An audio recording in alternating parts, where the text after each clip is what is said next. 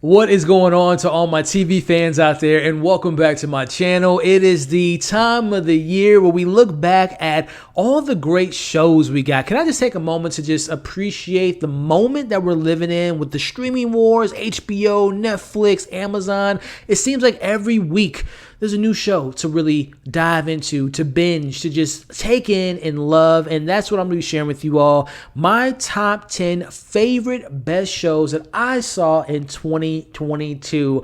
So excited to be sharing my list with you all, but I'm just as excited to see what were your favorite shows that you watch. Limited series, mini series, new seasons, returning seasons. What were your favorite shows of 2022? Let's talk about that in the comments below. Before we get into today's video, do me a favor. If y'all had a good time, because we're going to have a great time, hit that thumbs up. It means a lot to me. Also, share this video to anyone and everyone you know that loves talking TV just as much as we do. I appreciate the support. With all that being said, let's get into some honorable mentions before we get into that top 10 list in no particular order, starting off with Only Murders in the Building Season 2. What a fantastic show. I love the chemistry of our three leads, and I can't wait for Season 3. Moving on to a very toxic show, but really beautifully well done, Euphoria Season 2. It's going to be a while before we get Season 3, but I'm going to be here for it. It's a lot of drama. It's a lot of hot tea. I know it's not for everyone, but I'm a big fan of Euphoria. But moving into our next honorable mention, Peacemaker. I did not expect to love this show as much as I did. Who knows what the future holds for James Gunn and his characters he created, but I would love to see a Peacemaker Season 2. But speaking of loving to see in a Season 2, can we talk about Wednesday? Probably the big hit surprise of this year. And Jenna Ortega, I mean, she is just knocking it out of the park. I can't wait to get into those Season 2 dance moves, if you know what I mean. But moving on to Season 3 of Atlanta, which I knew a lot of people wasn't vibing with, but your boy was vibing with Season 3. Those hands, y'all know what I'm talking about. But last but not least, we got a finale of one of my favorite shows of all time, and that was Ozark Season 4, Part 2, The Bird Family. Whew, what a powerful conclusion to that story, and RIP to that particular character. Now, I won't spoil if you all haven't seen the finale of that show, but those are some honorable mentions, shows I love, shows I adored. If we were maybe doing a top 20, you would have found those shows on that list, but we're not. We're doing top 10s, but again, shout out to those shows. Check out my reviews for all those shows. Share your honorable mention in the comments below. So let's get into the list, starting off with my number 10. Y'all like basketball? Because I like me some basketball. And we're talking about HBO's Winning Time. Listen, your boy is a lifelong Lakers fan. RIP to the GOAT, Kobe Bean Bryant. But growing up in the 90s, that was my era. He was my MJ, right? And I just love watching Shaq and Kobe, Robert Horry, Derek Fisher, Phil Jackson win the rings that they did, and Kobe getting his 2 rings before he retired. And again, rest in peace to the GOAT and Kobe Bean Bryant. But I'm a Lakers fan through and through, and just seeing that golden era, Magic. I mean, it's a magical show, to say the least, man. And as a basketball fan, one of the things that I was a little bit disappointed with at first was, where's the basketball? I want to see some of these iconic moments between the Lakers and the Sixers, Lakers and then the Celtics. And you get hints of that in the show. But the thing that really impressed me was the characters, man. And I know the biggest criticism that the show had was it wasn't accurate a lot of the times, with kind of betraying Jerry West and some of the things that happened with Magic. But I was still entertained. I was engrossed by this story. And seeing this, the greatest franchise, if you ask me, sports franchise of all time, building itself up. What a fantastic show.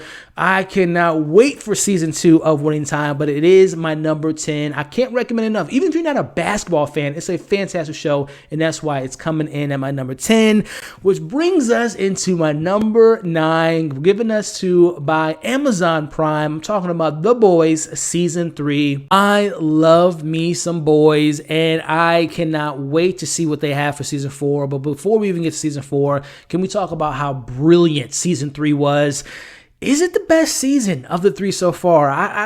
That's another video maybe for another day, but I love just seeing our characters. And listen, if you've been watching my reviews for the show, I'm not the biggest Huey fan, but I loved Huey in this new season, especially with his newfound abilities. Following Stargirl, the best villain on television, period. No questions asked. Homelander just gets crazier and crazier. And now with Ryan on his side, it's going to be a dynamic duo. Soldier Boy being introduced this season, and my favorite diabolical cursing MFer. Ah, man, I love me some Billy the Butcher. And he has a ticking time bomb with his life. So I cannot wait to explore these characters again. I love this new season. It was so big in scale, so personal in the story, and it was just fantastic. And I cannot wait to see what they do with this Gen V show, the spinoff of the college thing. But I love this world. I love these characters. And season 3 of The Boys was fantastic. That's what's coming in at my number 9, which brings us into my number 8. And this might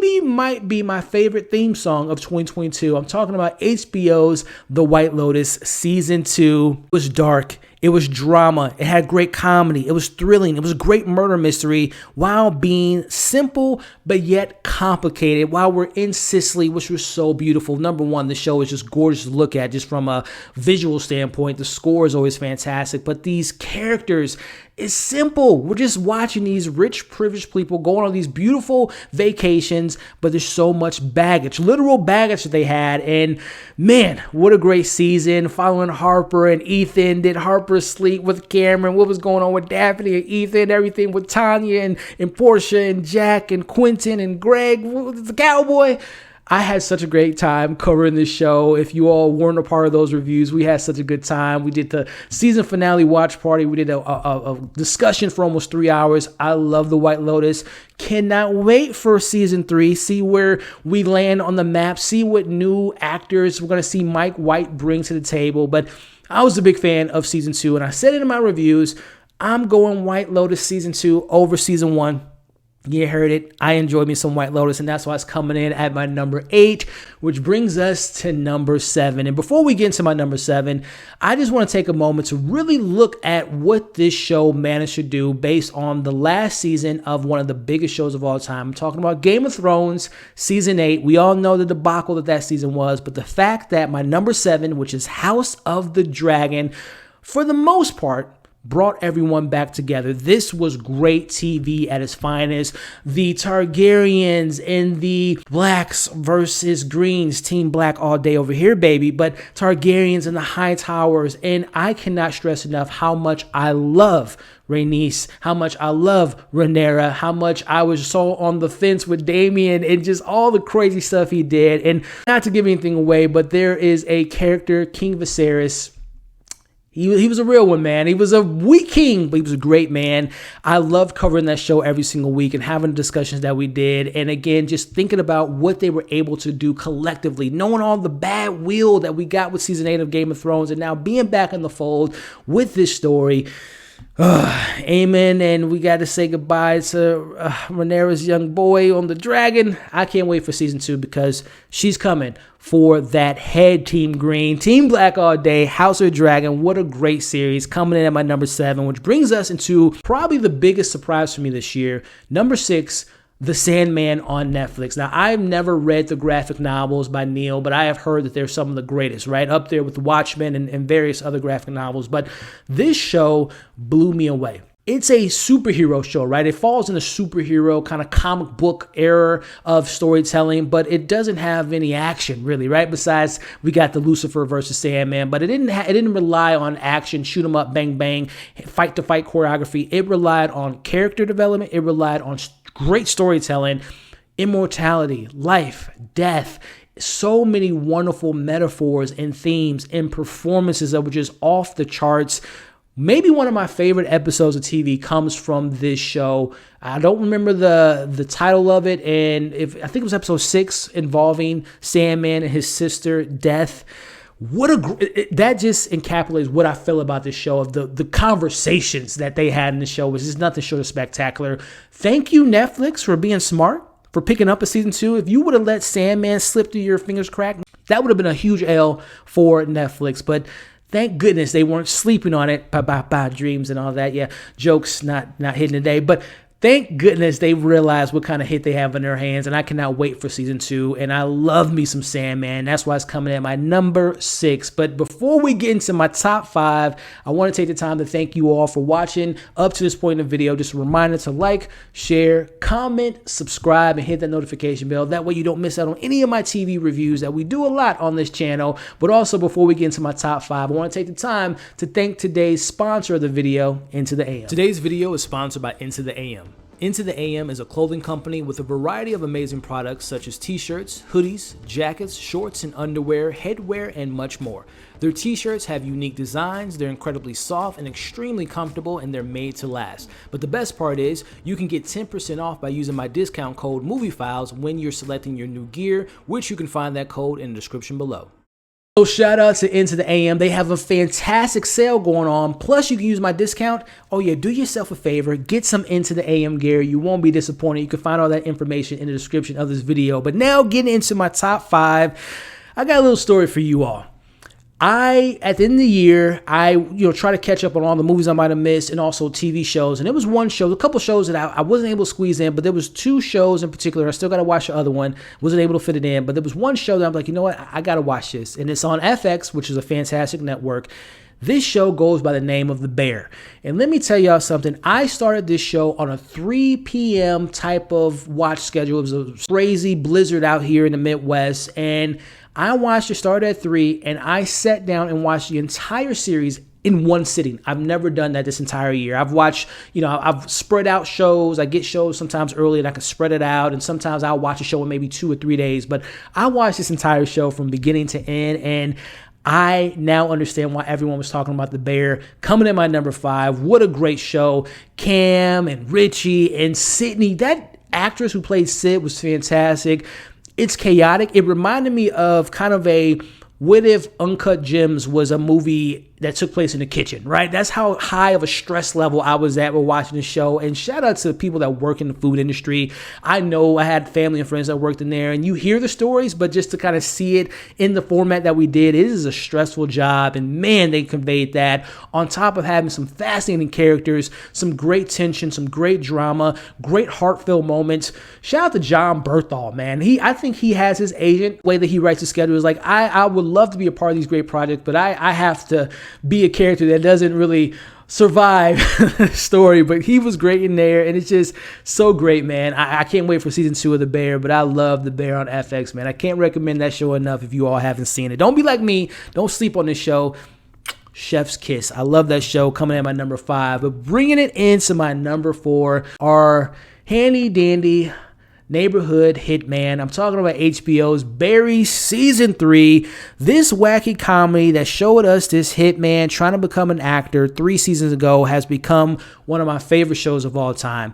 Seeing the ramifications of Barry in season 3 after what happened in season 2 with the whole massacre and him just trying to make amends to his sin, especially with Gene, and trying to get Gene in the industry after all his years of being an actor, getting that big break.